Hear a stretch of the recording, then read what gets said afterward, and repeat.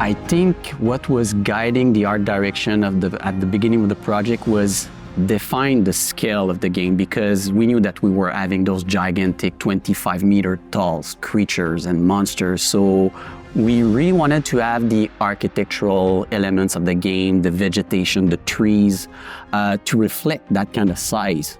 So one of my inspiration was coming from an architect called Hugh Ferris, and I was very impressed by his work, and it was very inspiring for me too.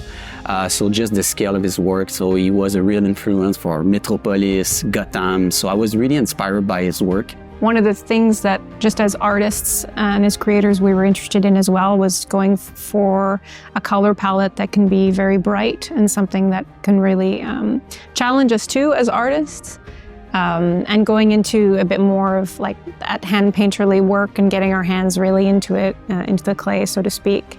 And yeah, trying to go for something bright and colorful. Painterly is just a word that can give so much room to different types of interpretation. I think where we started was impressionist painters. So I really enjoy looking at many painters, and they have different type of styles, but we wanted to have something that was fresh, colorful, and unique. And also I remember when we were starting the project, there was that word like, it's gonna be stylized, but stylized is just a word that gives so much room to different kind of style. And since we were a small team, we had to figure out a way to create those kind of rough brush strokes, like if it was painted very quickly by an artist, like Bob Ross would say, accident is normal. So I think we wanted to embrace that. And because we're all artists, it's kind of hard to, at some point, to disconnect from what you're doing. It's like, oh, I can maybe add some more details over there. But I was always the guys, oh, Steph, that's enough. Let's stop it right there. I think it looks cool.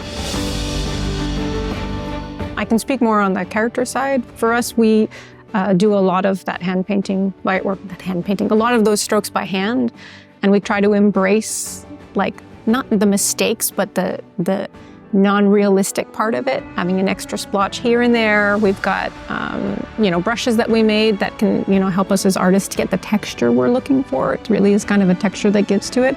But a lot of the time, it's not just like something generated in Substance Painter or getting these things that will layer these things for you, making it like quick and procedural. Sometimes we have those as helpers, but more often than not, we kind of just go in and paint. Yeah, you need to be careful actually with colors, because with colors, too many colors, you can create that kind of pizza of color. We wanted to balance the color per levels, because we're not making an open world game. I really wanted to have each level to have their own color palette identity. So we're playing a lot with the lighting. The lighting for me is key, it's very important. You can have gorgeous textures, props, characters, but if your lighting is not that great, it's like, so lighting is key. And especially with Unreal 5, we have now access to Lumen. It brought so much richness to the color, how the color is bouncing with the entirety of the level. It definitely changed the way we were looking at the game. Now that we have enabled that fantastic Lumen switch, it's like we have all these natural bouncing. And I think it was to figure out the good balance between, you have those kind of fully PBR game and you have those kind of fully stylish game. We're using the technology, but in a way to create something that feels like if you were looking at a painting. And I think we have achieved that goal.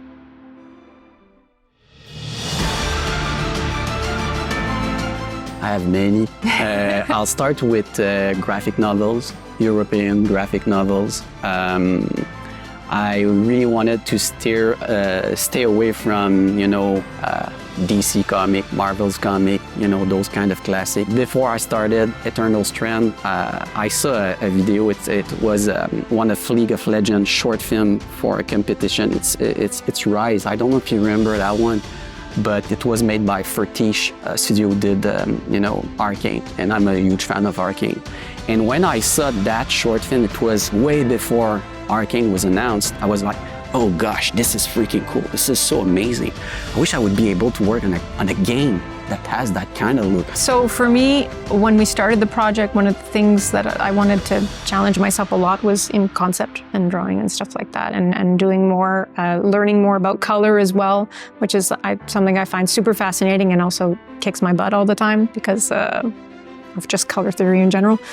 But with the portrait specifically, I think I mean, growing up, I played a lot of games, a lot of JRPGs too. I played just seeing like basic portraits in something like Golden Sun or like eventually also Persona, and of course Hades, which is a fantastic game. I played way too much of that, early access included.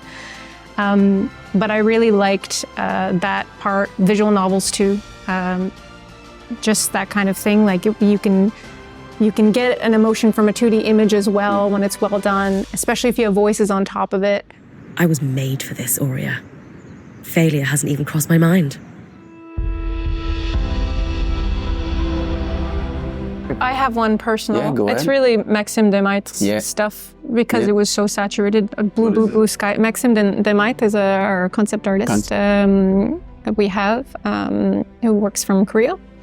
And when I joined the project, seeing that was just like, and seeing that as a challenge too, because you're like, how are we going to get there? The one I'm thinking of that hopefully we could find after, just in general with the work that always speaks so much to me, is this blue sky and the saturation of the grass, but also when he gets into his architecture and stuff like that, there's just a warmth to everything, the warmth to the stone that just makes it look inviting and mysterious at the same time. And I think that really speaks a lot to it. I think that Mike also, when he pitched me the character, he was using Indiana Jones as an example. So courageous, adventurer guy, cool guy also. When you're looking at Indiana Jones, he's a cool guy. And we wanted to create that kind of coolness also out of our main protagonist. And I remember it took time. It was a lot of iterations for sure. Like, I think I'd done a bunch of sketches and because it's like what's going to be the face of the player, and also to have her own personality as well in the story and her history as well. The mantle was a really big one too.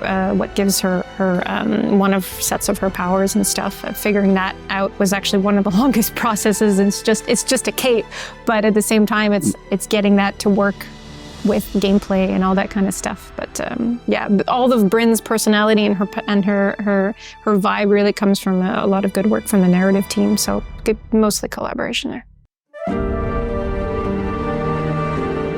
Populating the world of the Enclave was, it's free real estate. You get to just throw things on the wall and see what sticks, and oh, that's really cool. Oh, that's nice. At some point, I'd done a big sketch of like a big bird lady with a claymore, and Seb said, "That's cool," and then kind of ran with it. For me, working on games that were more realistic in terms of look, it was hard. I think it was really tough, just to think differently, to change our mindset, especially that we knew that we would be a small team, so we had to do the art differently. Find recipes, like especially when we were talking about textures, for example. One of the things too is also, as like we're all a bunch of artists, and every artist has their own style that they just suddenly have ingrained in them. And that's what makes us all unique as artists as well. But when you're on a project, you have to coalesce together. You can't kind of have one look different from the other. When you're doing something more realistic, you have your North Star, which is a giant load of references that are real, and you can say, it has to look like that, as close as that as possible. When you have a style in mind and you're developing at the same time, you kind of look at it and you review it and you have a feeling more than anything else, and then you try to just hope that everybody kind of goes, you're training each other with your styles as you kind of merge together in the end.